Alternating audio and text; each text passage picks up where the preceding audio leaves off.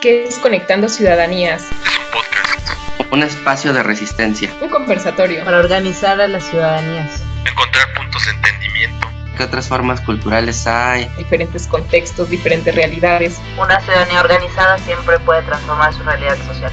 Para aprender las unas de las otras. Es inclusión. Y crear conciencia ciudadana. Es indispensable reconocer y reconocernos en los otros. Coyuntura política. No, espérense. O sea, aquí vamos a hablar de todo.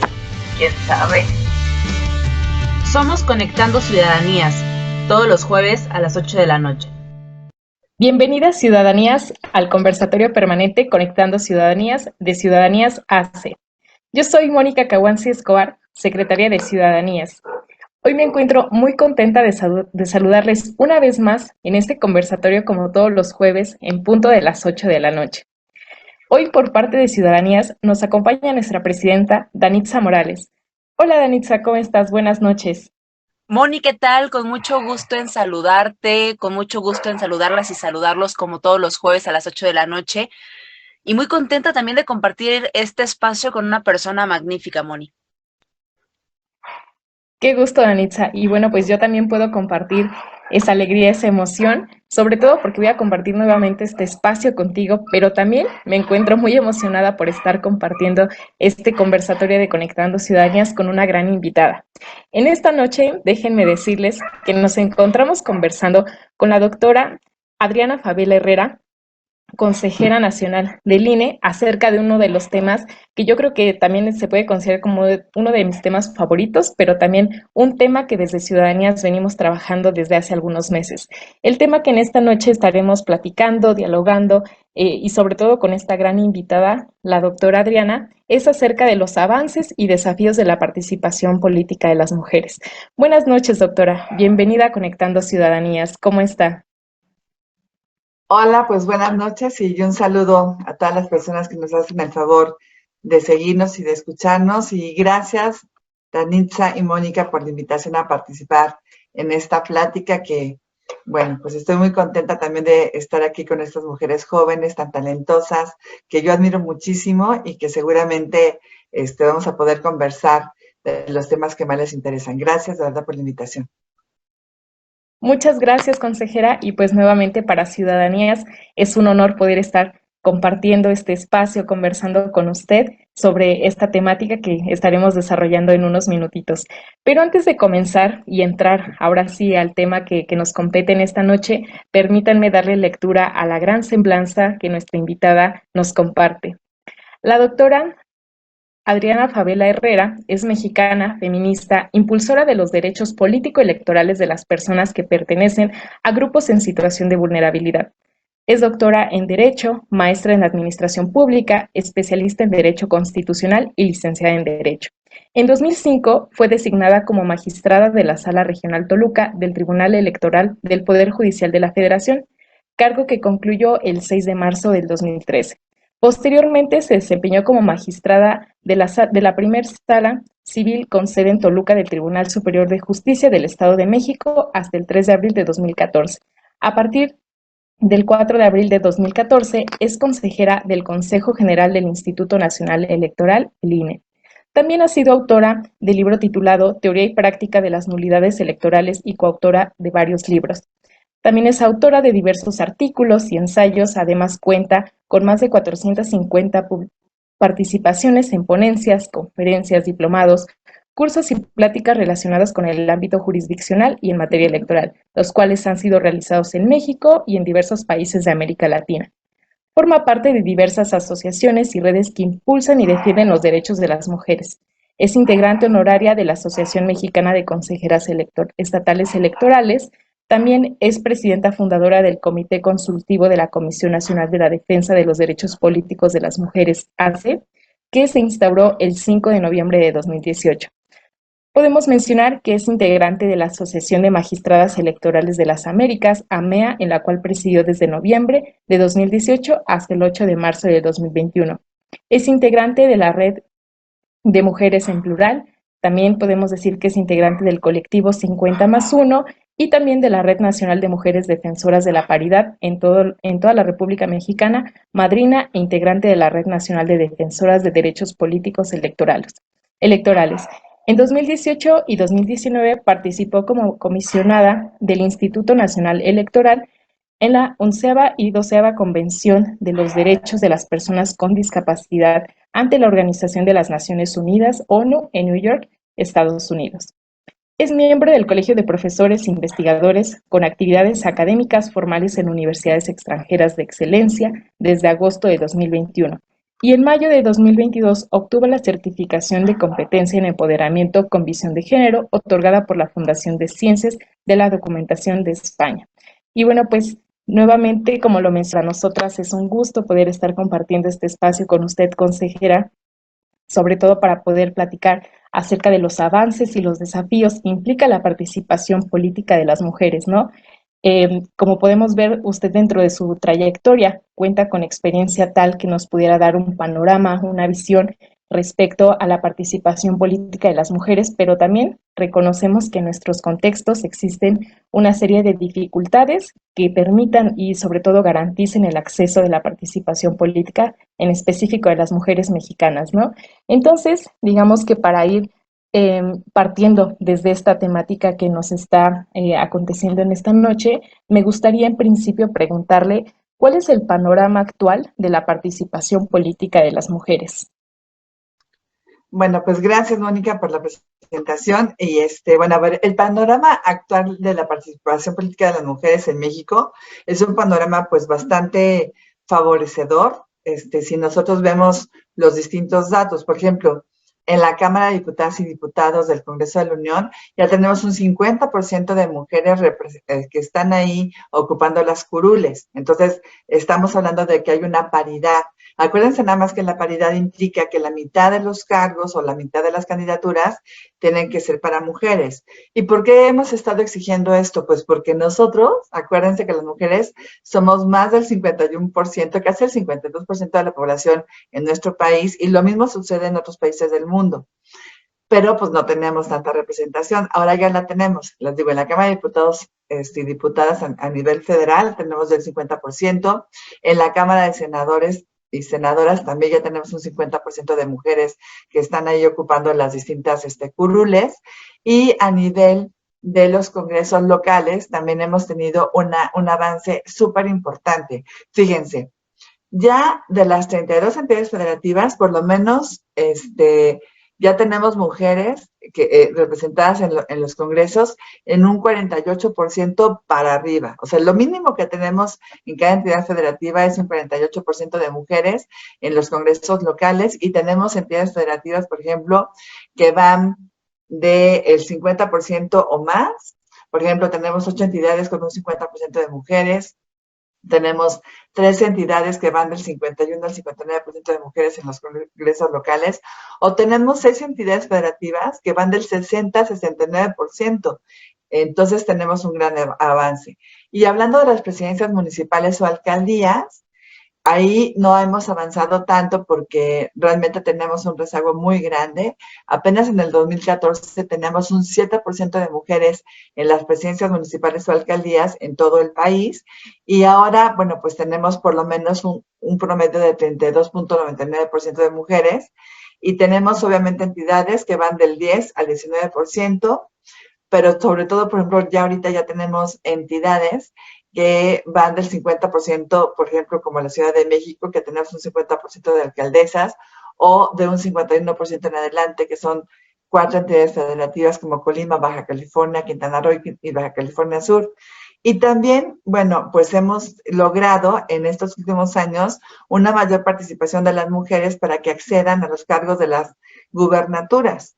En el 2021 fueron electas, si no mal recuerdo, 6 mujeres como gobernadoras de 15 entidades federativas en las que se renovarían estos cargos. En 6 estuvieron electas mujeres, y en el 2022 fueron electas otras 2 mujeres. Entonces, en 2 años fueron electas 8 mujeres como gobernadoras, más la jefa de gobierno de la Ciudad de México. Estamos hablando que ahorita en el país, por primera vez en toda nuestra historia, como México independiente, tenemos a 9 mujeres que van a estar gobernando sus propias entidades federativas. Entonces, tenemos un avance pues muy importante desde el punto de vista numérico, y eso lo dejo muy claro, en relación con la participación política de las mujeres en nuestro país. Y bueno, desafortunadamente, bueno, ninguna mujer ha llegado a ocupar la presidencia de la República, pero sí hemos tenido distintas candidatas que han estado obviamente buscando esa posición, pero no se ha logrado. Entonces, numéricamente tenemos un panorama pues bastante alentador en México de cómo está la participación política de las mujeres. Toca un tema muy importante, consejera, porque creo que hacer énfasis en lo numérico es algo muy interesante, ¿no? Tenemos paridad prácticamente en el Congreso Federal, diputadas, senadoras, pero si me permite aquí un poco jugarle a la policía mala, hay una escritora que a mí me gusta mucho, que es justamente de Jurídicas de la UNAM, que se llama Flavia Freidenberg, ella es argentina, y ha escrito un texto que se llama Ellas tienen los escaños, pero ellos tienen el poder, ¿no? Y creo que justamente viene aquí a remontar un poco a pesar de bueno, y aunado a las cuotas que yo celebro que se han impulsado del INE, como por ejemplo para grupos vulnerados, me refiero a juventudes, personas LGBT, personas migrantes, personas con algún tipo de discapacidad y personas afrodescendientes que incluso se pueden concatenar con otro tipo pues todas las vulnerabilidades, si me permite, y aparte sumarle el hecho de ser mujer en un contexto complicado como lo es México en este momento, pues se vuelve aún más plausible que estemos ocupando esos espacios, ¿no? Claro. Pero ¿qué pasa? Por ejemplo, un poco traer a la colación un estudio que realizamos hace poco sobre la representación de las mujeres en cada una de las comisiones legislativas. Es decir, históricamente encontramos que hay espacios que han sido delegados y relegados, si me permite la expresión, hacia mujeres y son lo que a mí me gusta denominar como temas rosas o temas no importantes, ¿no? Yo le digo temas rosas en realidad, pero en realidad es que son temas como muy light, muy ligeros. Familia, a lo mejor, ¿no? Temas que tienen que ver con el cuidado de las juventudes, ¿no? O, no sé, y dejamos los temas más importantes, a lo mejor justicia, ¿no? Para los hombres. Marina, temas de relaciones exteriores, ¿no? Encaminados a los hombres.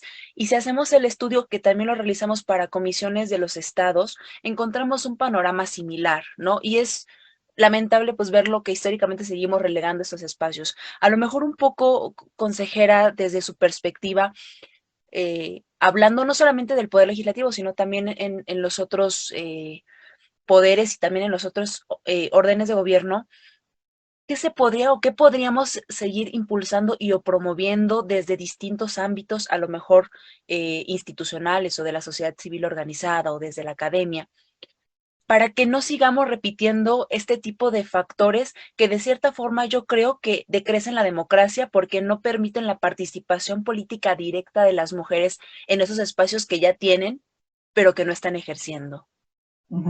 Sí, pues qué bueno que me haces esta pregunta, Danitza, porque por eso que insistía mucho de que numéricamente, ¿sí? Por eso lo decía yo también un poquito como lanzando ahí la circunstancia de tener esta diferenciación entre la cuestión cuantitativa y la cuestión cualitativa. O sea, entonces, a ver, cuantitativamente en México hemos avanzado increíblemente. Somos de los pocos países del mundo que tenemos estos números que yo les acabo de comentar. De hecho, somos el país que ocupa el tercer lugar a nivel internacional de representación de mujeres en el órgano legislativo nacional, ¿no? Entonces, vamos perfecto. Pero ¿qué pasa? Pasan varios factores. Primero, uno es que, por ejemplo, si son mujeres legisladoras, efectivamente, como tú ya lo decías, no ocupan las comisiones importantes, ¿no? ¿Qué comisiones ocupan las mujeres generalmente? Pues las comisiones que tienen que ver con la mujer, las de salud, que bueno, que es importante la salud, pero no es tan importante como la de gobernación y puntos constitucionales, o la de seguridad, o la de hacienda, ¿no? O sea, que son comisiones muchísimo más relevantes. Entonces ocupan este tipo de comisiones, lo que tiene que ver con los grupos en situación de vulnerabilidad, que claro que nos interesan, pero están esas comisiones como más orientadas a las actividades que históricamente nos asignaron a las mujeres, que son el cuidado de la familia, de los hijos, ¿no? Que es básicamente lo que luego van y replican cuando están en el poder legislativo. Entonces, ¿qué tenemos que hacer ahí? Pues obviamente impulsar que las mujeres exijan estar en las comisiones también más importantes y también presidirlas, ¿no? O, por ejemplo, hay muchas mujeres que han llegado a presidir las mesas directivas de las cámaras de diputados y de senadores o los congresos locales. Y eso está muy bien, ¿sí? Pero ¿saben cuál es el truco? Que las mujeres no están presidiendo y ni siquiera a veces forman parte de las juntas de coordinación política, que sabemos que es un órgano político meramente, pero que en ese órgano que tiene cada legislatura, es realmente en esta junta de coordinación política donde se toman las decisiones. De ahí entonces los partidos dicen, a ver, yo sí voy a aprobar o apoyar este tipo de iniciativa o no, ¿no? Y luego como que ya nada más le bajan la instrucción o la recomendación, para que no se escuche tan feo, a las personas que forman parte de ese grupo parlamentario, ¿sí? Entonces, si nosotros revisamos la Junta de Coordinación Política, por ejemplo, de la Cámara de Diputados, no hay ninguna mujer, ¿eh? Ninguna.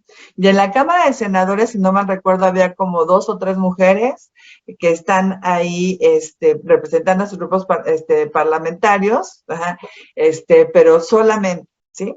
Entonces, ¿qué pasa? Que sí, las mujeres llegan al poder legislativo en todos los niveles, a nacional y local, pero realmente no están ocupando los cargos al interior de estos órganos que son los más relevantes, ¿no?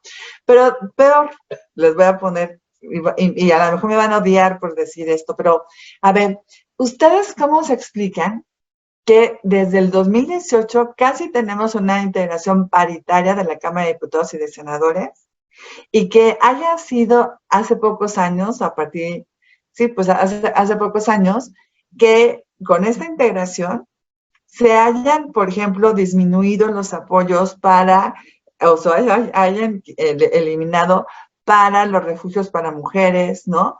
Para las guarderías, para cosas que realmente a las mujeres nos ayudan. O sea, yo soy mamá y yo tengo un hijo. Y yo, si no hubiera podido tener acceso a una guardería, jamás en la vida hubiera podido trabajar o trabajar de tiempo completo o de manera más formal, porque entonces yo no hubiera tenido a quien me cuidara a mi hijo, ¿sí? O, por ejemplo, quitar los apoyos para los niños y niñas con cáncer, cuando realmente ese tipo de enfermedades obviamente afectan a los niños y niñas, desafortunadamente, pero también es un gran peso y responsabilidad para las propias mujeres, ¿no? Entonces, ahí está un tema. Luego, esto que tú dices, por ejemplo, de que también, por ejemplo, hay muchas mujeres que llegan a estos cargos y, por ejemplo, a nivel de los municipios, de los ayuntamientos, como presidentas municipales, regidoras, síndicas, pues también llegan muchas mujeres. Nos falta mucho para lograr la paridad, pero ahí están las mujeres. Pero ¿qué hemos encontrado? Que muchas veces, ahí sobre todo a nivel municipal, llegan las mujeres, ocupan ese cargo, pero los que mandan o los que gobiernan son sus esposos, que son hombres, ¿no? O algún pariente cercano hombre o alguna persona hombre cercana a esa mujer. Y eso es realmente lamentable, porque yo creo que ahí las mujeres no entienden en que estamos en una situación donde es nuestra oportunidad histórica de que las mujeres que llegamos a cargos de decisión, ya sean del Poder Legislativo, ya sean en los ayuntamientos como presidentas municipales, regidoras, síndicas, o también en los cargos de decisión como consejeras del INE, ¿no? O sea, magistradas, juezas, el cargo que sea, es nuestra oportunidad histórica de demostrar que estar ahí sí implica una gran diferencia y que las mujeres tenemos derecho a estar ahí y que es bueno que estemos ahí. Entonces, creo que ahí también falta un poquito como de conciencia de las mujeres que llegan ahí y no aprovechan esta circunstancia. Entonces, yo siempre digo, a ver, no me importa, por ejemplo, si tú llegaste a ser gobernadora porque eres hija de una persona que tenía la candidatura, por ejemplo, en el caso de Guerrero, como Evelyn, ¿no? a Salgado, de que su papá realmente era el candidato de Morena, pero por cuestiones de fiscalización se le quita la candidatura y ella llega ahí. Bueno, no me importa cómo haya llegado, lo importante es que ella como mujer tenga políticas públicas que realmente apoyen a las propias mujeres y que ella vaya abriendo brecha para que más mujeres puedan llegar a ser gobernadoras o que integre sus equipos de trabajo, las secretarías de Estado con mujeres, ¿sí? Pero también a veces cuando uno revisa cómo están actuando, por ejemplo, las gobernadoras, nos damos cuenta que son muy pocas las que tienen mujeres, o por lo menos la mitad en la mitad de las secretarías tienen mujeres, sino que tienen la tendencia también a estar trabajando solamente con hombres, ¿no? Entonces, ahí yo también creo que es una cuestión de conciencia. Puede haber la regulación, y de hecho lo hay, está el principio de la paridad en todo, que está vigente desde el 2019, si no me recuerdo, pero el chiste es de que se haga una realidad. Pero también además de que se haga una realidad, es que las mujeres que lleguemos ahí también actuemos de manera congruente con esta circunstancia. Entonces, por ejemplo, les voy a decir por qué sí es importante la que lleguen las mujeres. Nosotros en el INE somos 11 personas que formamos parte del Consejo General del INE. Ahorita somos 5 mujeres, o sea, somos casi la mitad, nos ganan los hombres por uno, hay 6 hombres, ¿no? Pero ¿por qué ha sido importante que estemos 5 mujeres? Porque nosotras 5 mujeres nos hemos unido, por ejemplo, para exigir la paridad en las candidaturas a las gubernaturas y que los partidos estén obligados a postular mujeres, por lo menos en la mitad de las entidades federativas en las que se van a renovar las gubernaturas. Y entonces nosotros nos unimos y éramos 5 mujeres. ¿Con cuántos votos necesito para lograr eso? Un voto más, ¿sí? Entonces, nosotras 5 logramos un voto más de una persona aliada hombre, y ya teniendo esos votos, les dijimos a los demás, a ver, nosotros ya tenemos 6 votos para lograr esto. De ustedes depende si se quieren sumar o no. ¿Qué hicieron? Pues se sumaron, porque tampoco es políticamente como bien visto que no puede ser el tema de las mujeres, ¿no? Pero sí implica, ¿sí? O sea, que las mujeres ahí de verdad tengamos conciencia de que es una oportunidad histórica de hacer algo por las mujeres, a favor de las mujeres, y que no podemos desaprovechar esa oportunidad. Y creo que ahí es donde necesitamos que haya una relación importante entre el número de mujeres que llegan, o sea, la cuestión cuantitativa, con la cuestión cualitativa de que las mujeres que estén ahí tengan conciencia, se comporten de determinada manera a favor de las mujeres, busquen las posiciones de poder. Y también algo muy importante, que las mujeres se unan. Por ejemplo, yo les decía, hay entidades federativas que tienen más de un 60% de mujeres, pero por ejemplo, anteriormente teníamos el estado de Morelos, 70% de mujeres, y adivinen qué pasaba. Ese 30% de hombres que había, que era súper poquito, las violentaban políticamente. No las dejaban actuar ni nada. Pero ¿por qué podían hacer este 30% una violencia en contra del 70% de mujeres? Pues porque este 70% no se unía y estaban cada quien actuando de manera, pues en lo individual, de manera separada. Y entonces lo que tenemos que entender como mujeres es que la unión sí hace la fuerza. Y no es lo mismo que vean a 3 mujeres, no, como nosotros ahorita juntas, que cada quien haciendo su lucha por separado. Entonces, eso también es algo como que, o sea, que debemos de tener mucha conciencia y que yo creo que no es tampoco cuestión de legislar, es cuestión de conciencia y de trabajar con las mujeres, de que entendamos que es una oportunidad histórica y que tenemos que aprovechar esa oportunidad, ¿no? Es lo que yo les comentaría.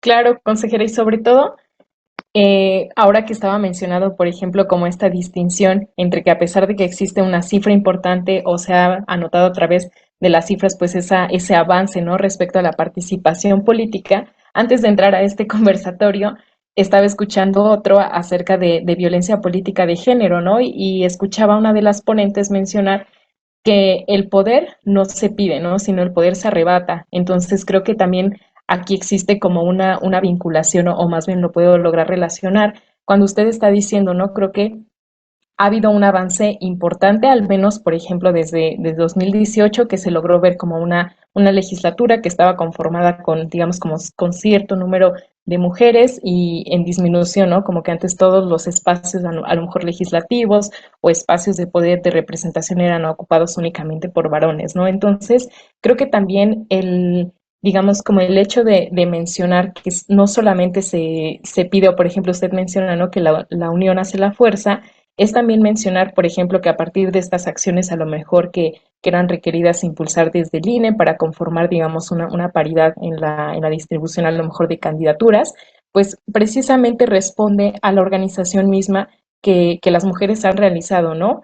Que pues necesariamente es, digamos, como muy importante que esté la presencia de las mujeres incluidas en este espacio que, digamos, históricamente ha sido determinado por varones, ¿no? Entonces, a partir de ahí, digamos que podemos mencionar que sí ha habido un avance, pero sobre todo todavía falta bastante por un quehacer, ¿no? Es más un quehacer como político respecto a la capacidad o incluso como ese empoderamiento que pueden tener las mujeres en los espacios de representación, ¿no? Si bien usted lo mencionaba, es muy curioso que normalmente a las mujeres se les determinen o en los ámbitos legislativos se dediquen más a temas que tengan que ver con cuidado, el cuidado del otro, cuestiones de salud, cuestiones como ligeras, pero sobre todo como esto del presupuesto, ¿no? Creo que también hace falta poder repensar como esta posibilidad que existe sobre defender las causas mismas que digamos como que están en su poder, ¿no? En ese sentido, y no solamente, digamos, como hacer algún cambio que no corresponda como a su misma labor, ¿no? Sino sobre todo defender aquellas luchas que se encuentran en su contexto o que es necesario también sensibilizar respecto a las causas que existen. Y bueno, pues podemos seguir como hablando muchísimo como del tema Sí, de este tema. de los avances que hemos tenido, de los desafíos que incluso implica y sobre todo, digamos, como el quehacer que queda, ¿no? Para aquellas mujeres que están en estos espacios. Y a mí me parece un tanto importante mencionar que a pesar de que las mujeres están incursionando en estos espacios que históricamente han sido negados, también cargan con esta responsabilidad, por ejemplo, digamos, como desempeñarse adecuadamente en este espacio, pero sobre todo empezando como a reconocer aquellas vulnerabilidades o incluso problemáticas que enfrentan en su quehacer, digamos, como político, ¿no? Ejerciendo el poder. Como lo mencionábamos, la violencia política de género es una problemática y una vulnerabilidad que enfrentan, ¿no? O sea, aparte de ser mujer estando en un espacio de poder, te enfrentas a una serie de violencias que persisten en tu ámbito, ¿no? Y que, digamos, es una responsabilidad, una carga más que se le suma a las mujeres que están en los espacios pues políticos, ¿no? Y sobre todo, eh, digamos, como también retomando esta parte que estamos planteando, y como lo mencionaba en su momento, a lo mejor tuvieron que existir una serie de cambios dentro del Instituto Nacional Electoral, como las acciones afirmativas, para incluir a una serie pues, de grupos que también han sido históricamente vulnerados. Me gustaría pues, que nos pudiera platicar un poco más sobre aquellos cambios normativos e institucionales que digamos, como desde el Instituto Nacional Electoral se encuentran promoviendo y, digamos, se encuentran por promover para, sobre todo, procurar la participación de las mujeres. Pues sí, mira, efectivamente hemos estado promoviendo varios cambios desde la propia institución que es el INE, ¿no? Por ejemplo, bueno, obviamente estas acciones afirmativas a favor de las personas que están en grupos en situación de vulnerabilidad, que ya lo decían ustedes, ¿no? Indígenas, migrantes, afromexicanas, personas de la diversidad sexual, personas con discapacidad, ¿no? Entre otras, estamos trabajando en relación con las personas jóvenes, las personas de la tercera edad, entre otras circunstancias. Hemos estado también haciendo mucha labor para poder estar combatiendo y prevenir y erradicar la violencia política contra las mujeres en razón de género. Ese es un tema súper importante, porque efectivamente tú ya lo decías, a ver, somos mujeres que estamos participando. Ahora, ya participamos y entonces nos enfrentamos a este tipo de violencia, ¿no?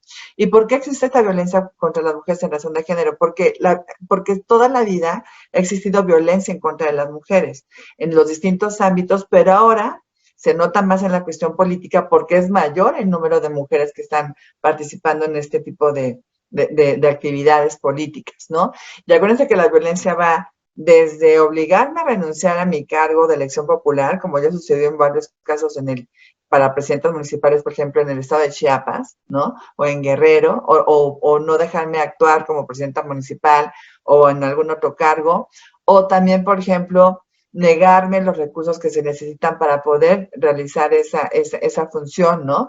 Es muy común de que, por ejemplo, sobre todo a nivel municipal, donde está más incrementada la violencia, generalmente están ahí las mujeres, pero no les pagan sus dietas, no les dejan contratar personal, no las convocan a las sesiones del cabildo, entonces pues no pueden ir pues a plantear sus puntos de vista respecto a los distintos temas, o les niegan el acceso a las instalaciones, o sea, una cosa terrible, ¿no? En relación con las mujeres. Entonces, esta violencia, les decía, se da porque obviamente pues está participando, es una cuestión de que siempre existía contra las mujeres, pero ahora en relación con la política, porque es donde se está incursionando cada día más.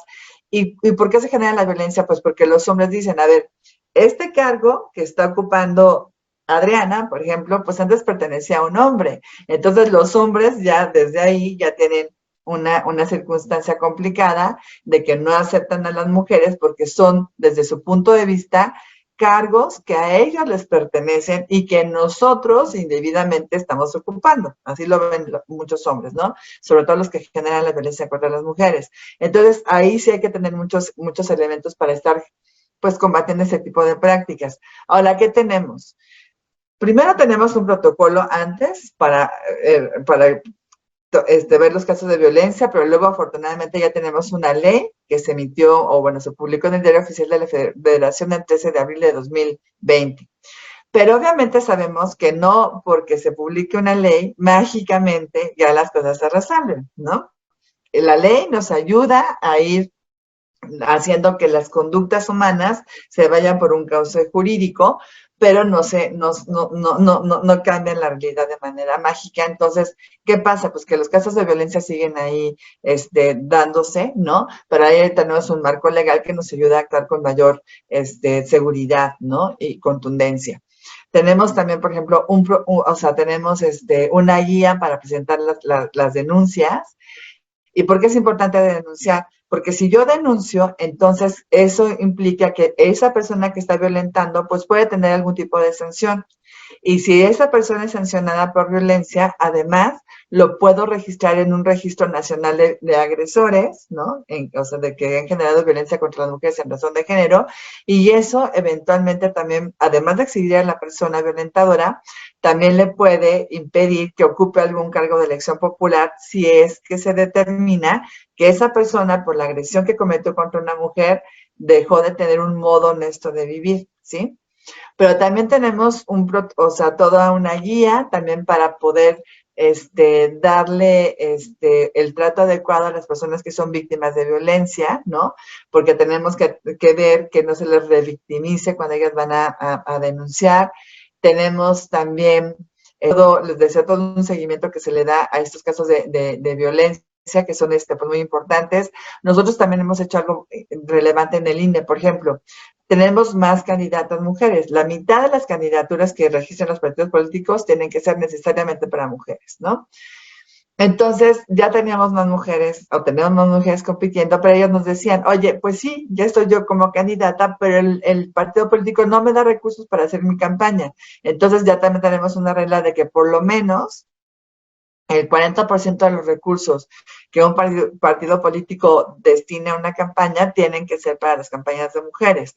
También por lo menos el 40% de los espacios en radio y televisión que les asigne en línea a los partidos políticos tienen que ser también para promocionar las campañas de mujeres, ¿no? Y si no lo hacen, eso les puede traer consecuencias como sanciones, entre otras circunstancias. Entonces, todo esto en su conjunto pues ha ayudado a que se vaya también, pues obviamente poniendo algún tipo de freno a la violencia contra las mujeres en razón de género.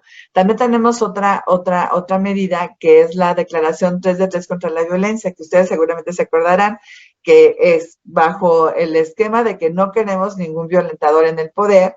Entonces se le pide a las personas que son candidatas que declaren que no han sido sancionadas en una sentencia firme por violencia contra las mujeres o sus familias, cualquier tipo de violencia, violencia o agresiones sexuales, ¿no? O que no son deudores alimentarios, ¿sí? Porque luego resulta que personas que sí han caído en estos supuestos, pues ya son diputados, son senadores, son gobernadores o cualquier otra cosa, y eso pues obviamente pues no debería de ser, porque no es una persona que desde mi punto de vista tendría un modo honesto de vivir si tiene ese tipo de comportamiento. Entonces, sí hemos avanzado mucho desde el INE, haciendo todos estos tipos de acciones. También ya les decía de las candidaturas para las mujeres, ¿no? Para que accedan a las gubernaturas. Porque imagínense, desde 1953, cuando por fin en nuestro país nos reconocen la calidad de ciudadanas mexicanas, porque las mujeres antes ese reconocimiento teníamos, hasta el año 2020, solamente habían sido electas como gobernadoras 7 mujeres, ¿sí? ¿Y por qué nada más 7 mujeres? Pues porque los partidos políticos no las postulaban. Y les decía, a partir de que nosotros estamos exigiendo que en la mitad de las candidaturas se postulen mujeres, pues ya logramos entre el 2021 y el 2022, o sea, en 2 años, logramos que fueran electas 8 mujeres. O sea, en 2 años logramos lo que no se logró en 68 años, que nada más eran 7 mujeres antes electas. Entonces, todo esto obviamente sirve bastante para ir frenando ese tipo de violencia contra las mujeres en razón de género y también pues para darles visibilidad a esos grupos en situación de vulnerabilidad que él les decía, ¿no? Personas con discapacidad, de la diversidad sexual, migrantes, indígenas, afromexicanas. Ahora, ¿cuál sería la gran pregunta? Bueno, primero, en relación con el tema de violencia, necesitamos que las mujeres denuncien. Si nosotros revisamos las cifras en otros temas, por ejemplo, las violaciones o el acoso sexual o algún otro tema así, vemos que las mujeres sí lo vivimos, pero son pocas las que denuncian. Y lo mismo sucede en materia política, ¿no? De violencia política. Hay muchas mujeres que son violentadas, pero pocos son las que denuncian. Ahora, una vez que denuncian, también tenemos que estar atrás de las autoridades para que actúen de manera eficaz y rápida, porque muchas veces entonces denuncian las mujeres, les cuesta muchísimo trabajo denunciar porque, ¿saben qué les pasa a muchas mujeres? No denuncian porque no quieren que les pongan la etiqueta de que son conflictivas, ¿sí? Que causan problemas. Entonces, muchas veces no denuncian, aunque hayan sufrido algún tipo de violencia. Entonces, también necesitamos que se denuncie, que las autoridades actúen rápidamente, que nos digan cuánto tiempo tienen que estar las personas agresoras en el registro nacional de personas que han violentado mujeres y si esas personas tienen un modo honesto de vivir o no. Fíjense, teníamos un caso de un presidente municipal en Veracruz, no me acuerdo ahorita del municipio, postulado por Movimiento Ciudadano y tenía como 11 sentencias en su contra por violencia política contra las mujeres en razón de género. ¿Y saben cuándo le quitaron el modo honesto de vivir? Nunca. Entonces mi gran agobio era que en las elecciones del 2021-22 esta persona fuera postulada nuevamente como presidenta municipal hasta que se reeligiera. Afortunadamente no fue así, pero de ahí la importancia también de que se hagan ese tipo de declaraciones, ¿no? Entonces sí necesitamos que todas las instituciones del Estado mexicano se involucren en ese tema y actúen con mucha seriedad, porque de nada sirve que la gente denuncie si no hay una... Ahora, aquí también algo que nos ha ayudado mucho son las redes de mujeres. Yo les recomendaría que siempre formen una red ya de mujeres, de personas jóvenes, de lo que ustedes necesiten, porque es más fácil a través de una red estarse mandando información sobre lo que está sucediendo que enterarte desde el punto de vista institucional de algo. Por ejemplo, ahorita en una de las redes de las que yo formo parte, al día de ayer estaban comentando que en Oaxaca se había hecho una reforma a un artículo transitorio donde quitaban la exigencia de que sería máximo hasta el 2023 que se regulara la paridad para la elección de autoridades por el sistema de normativo indígena, ¿no? Que sería por usos y costumbres indígenas, que acuérdense que también que es muy, muy bueno tener estas elecciones por usos y costumbres indígenas o sistemas normativos, pero lo malo es que muchas veces se entiende que las mujeres no deben de participar, ¿no? Entonces, bueno, se aprobó en Oaxaca que se eliminara esta exigencia que fuera máxima hasta el 2023, porque piensan los legisladores que tiene que ser algo paulatino y que necesitan más años, ¿no? O, por ejemplo, hoy en una red también de mujeres estaban dando información acerca de que en Coahuila estaban quitando la exigencia de que a las mujeres también se les estuviera postulando en bloques de competitividad altos. Acuérdense que antes también lo que hacían con las mujeres era, si te postulo como candidata, cumplo con las entonces cuotas de género que se tenía, pero te postulo en aquel distrito, en aquel municipio, en aquella entidad federativa que nunca vas a ganar. Me acuerdo mucho, por ejemplo, que el PAN, ¿no? Había postulado mujeres, o sea, como senadoras, en Guerrero. O sea, ¿cuándo van a ganar en Guerrero? Pues nunca, porque no es una zona panista, ¿sí? Entonces, ¿cumplían con las cuotas de género? Sí, pero las mujeres tenían alguna posibilidad de llegar al poder, pues no. Entonces, por eso la importancia de los bloques de competitividad. Entonces, todos estos temas que los estoy compartiendo, me entero más por las redes de mujeres que tenemos y entonces ahí podemos estar buscando, no sé, a lo mejor algún tipo de estrategia para echar atrás esta reforma que les digo de Oaxaca o lo que se estaba discutiendo en el estado de Coahuila, ¿sí? Entonces es muy importante las redes de mujeres porque ahí también se pueden denunciar casos de violencia y orientar a las mujeres de cómo denunciar eso de manera formal, ¿no? Entre otras cosas. Y creo que lo que está mencionando, consejera, es súper interesante. Yo estoy emocionada y súper encantada de estar escuchando porque me gustan muchísimo los temas que está tocando y déjenme decirles una cosa, muy seguramente este va a ser el Conectando Ciudadanías más visto porque tenemos mucha audiencia y porque estamos teniendo mucha interacción justo de comentarios a favor, consejera, de estas medidas, ¿no? Qué bueno que se están abriendo canales de inclusión para las mujeres, que qué bueno que se están aperturando también espacios para grupos históricamente vulnerados. Y a mí siempre lo digo en todos los Conectados Ciudadanías, pero yo creo que en este particularmente me está doliendo más que tenemos que ir concluyendo. Y ya por último, consejera, dejaba sobre la mesa usted algunos puntos que creo que son específicos para poder seguir promoviendo estos espacios democráticos, ¿no? No solamente fortalecer institucionalmente las organizaciones con cuotas a lo mejor internas, con recursos o presupuestos destinados a cierto tipo de programas o de impulsos para las mujeres, sino también la parte social. Y es a donde quiero llevar como esta última intervención, este último comentario, consejera, que es, además de estas redes de mujeres que usted pone sobre la mesa, que sin duda es una de las mejores organizaciones colectivas que podemos hacer, del impulso personal y de la conciencia o concientización que podemos tener nosotros como ciudadanas y como ciudadanos, el unirnos, el crear fuerzas, en sumar, el impulsar incluso leyes programáticas que se cumplan y que cambien en realidad esos contextos, esas realidades, y de promover la denuncia para que podamos tener entonces un circulito de retroalimentación. Usted, desde su perspectiva y desde sus vivencias, ¿cuáles creen que cuáles creen que podría ser algunos de los consejos que podría brindar a las personas que nos están escuchando para que quieran y puedan involucrarse en la vida política de nuestro país?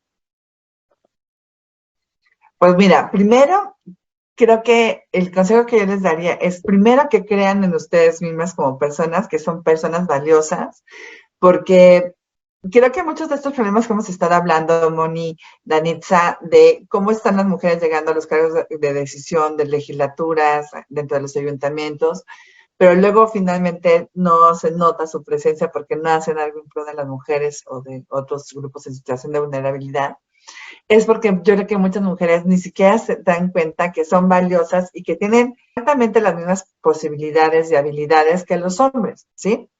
Que a lo mejor no están tan desarrolladas, pues sí, también se entiende, porque los hombres llevan toda la historia de la humanidad tomando decisiones y ellos son los que mandan y los que ordenan y los que distribuyen el poder. Y en cambio nosotras, como mujeres, hace pocos años, ¿no? O pocos siglos que apenas tenemos derecho a la educación, tenemos derechos político-electorales ya reconocidos, ¿no?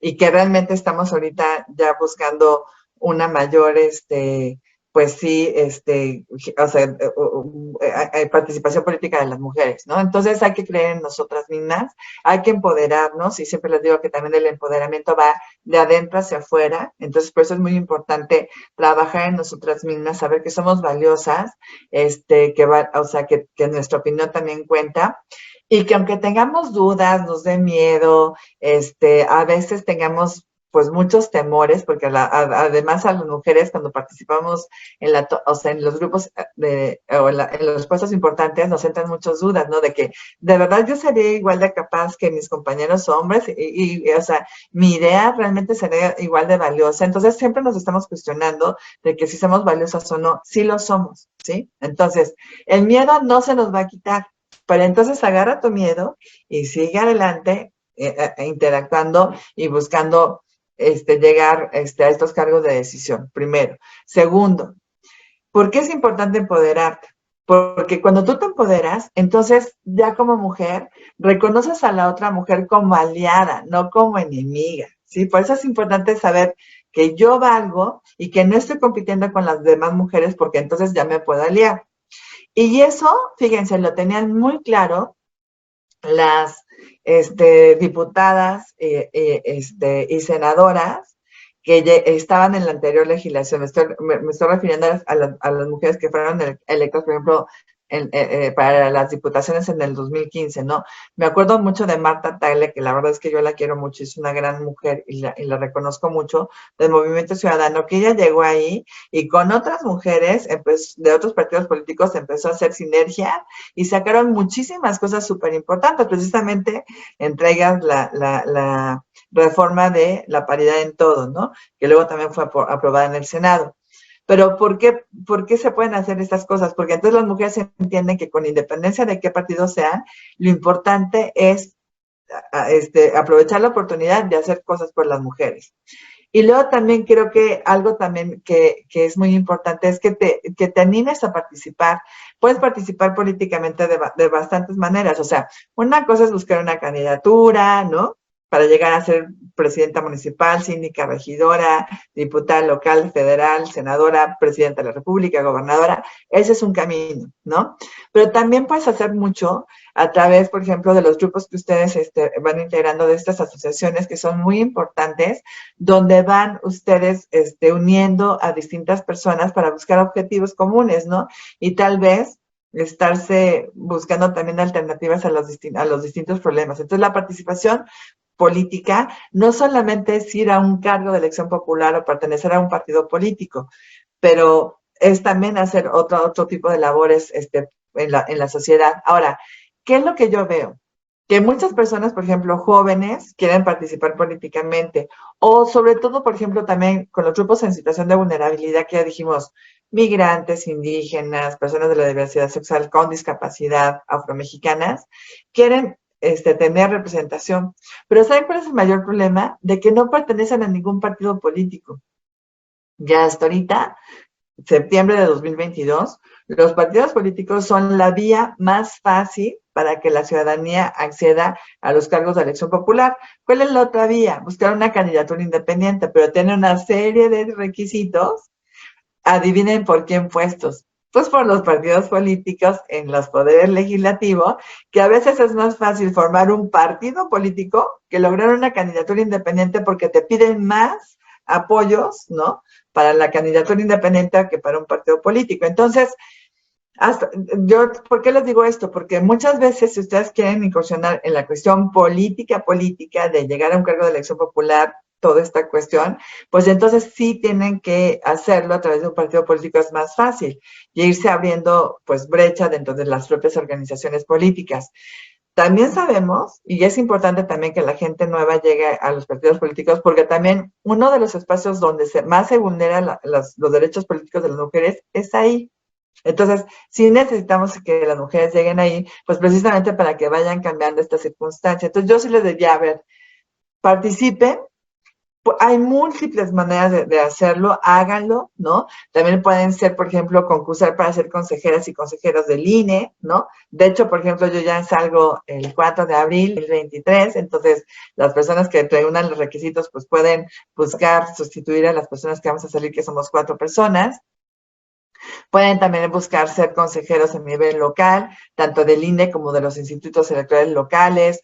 Pueden buscar ser observadores electorales, estar, no sé, ser hasta, no sé, hasta representantes de partidos políticos. O sea, hay muchas maneras en que se pueden participar. Ustedes busquen la que más les acomode, pero la principal es que crean en ustedes, que de verdad se suman como personas valiosas, ¿no?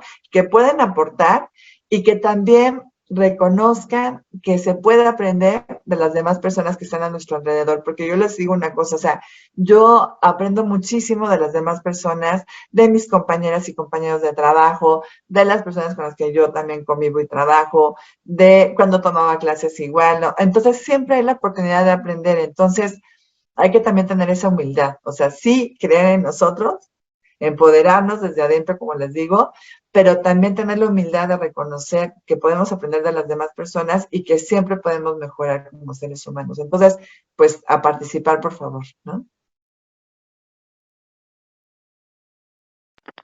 Así es, consejera, y sobre todo, creo que ha dejado sobre la mesa como diversos consejos que van como desde nuestro propio ser, nuestra propia persona, nuestro propio actuar, hacia lo que está ocurriendo en nuestro contexto, ¿no? Creo que cada uno de estos consejos, sobre todo, nos abonan y, por ejemplo, nos permiten identificar la participación ciudadana que podríamos tener más allá, por ejemplo, de formar parte de partidos políticos, sino es asumir verdaderamente esa posibilidad que tenemos y como usted lo menciona, ¿no?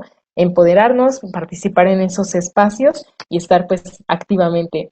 Y bueno, pues hace un momento Danitza nos compartía que nos estábamos quedando sin tiempo para este Conectando Ciudadanías y sobre todo desde Ciudadanía hasta Asociación Civil nos encontramos sumamente agradecidas por haber conversado en esta noche con usted sobre este tema que es de suma importancia para nosotras también. Entonces, pues, todos los, digamos, los comentarios, los consejos, los panoramas que usted nos plantea para nosotros son de suma importancia, nos ha hecho como reflexionar, nos llevamos varias cosas anotadas en la cabeza para seguir pensando respecto a las posibilidades que tenemos en principio como mujeres, pero también como ciudadanos participativos, ¿no? Entonces, para nosotras, pues fue un placer poder estar compartiendo con usted este espacio de Conectando Ciudadanías a partir de esta plataforma digital. Y bueno, pues como siempre, digamos en modo de agradecimiento para cada uno de nuestros invitados e invitadas, hacemos la proyección de una constancia en donde pues reiteramos nuestro agradecimiento por haber formado parte de este episodio de Ay, Conectando muchas Ciudadanías. gracias. Muchísimas gracias y me permito darle una lectura. Ciudadanías, Asociación Civil, emite la presente constancia a Adriana Fabela Herrera por su participación como panelista en el conversatorio Conectando Ciudadanías durante la sesión titulada Avances y desafíos de la participación política de las mujeres, llevada a cabo el día 29 de septiembre de 2022. Firma Danitza Morales Gómez, coordinadora del evento y presidenta de Ciudadanías AC, al igual que Juan Carlos Baños Sánchez, vicepresidente de Ciudadanías AC. Y bueno, pues nuevamente, Pues consejera, gracias, de verdad. muchísimas gracias por su participación. Y bueno, pues hacemos entrega de esta constancia de manera digital, pero sobre todo, antes de poder finalizar esta transmisión, me Gracias. gustaría preguntarle digamos, cuáles son sus redes sociales, en qué espacios podemos seguir su trabajo para poder Claro. seguir en comunicación. Bueno, en Twitter es Adria Favela, F-A-V, B de vaca, E-L-A, Favela. Y en Facebook es Adriana Favela, F-A-V-E-L-A, Herrera. Ahí me pueden también encontrar. Y la verdad es que para mí es un gusto haber podido platicar con ustedes. Gracias a las personas que nos siguieron a través de esta plataforma. Espero que les haya parecido interesante la plática y yo encantada de verdad de tener este privilegio de platicar con estas grandes mujeres, Mónica, Danitza y bueno, que me hayan brindado este tiempo y este espacio. Y también otro consejo, por favor, no dejen pasar la oportunidad de ayudar a las demás personas, porque también creo que una de las misiones como seres humanos en este mundo es ayudar a las demás personas y sobre todo, obviamente, a las personas que se encuentran en una situación de vulnerabilidad. Y creo que pues eso es lo que también podemos hacer y no requerimos nada, simplemente ayudar a la persona que está al lado a que tenga mejores condiciones de vida, ¿no? Entonces, bueno, pues gracias, de verdad que pasen una excelente noche y yo estoy siempre a sus órdenes. También me pueden encontrar contactar por correo electrónico, es adriana.favela@ine.mx.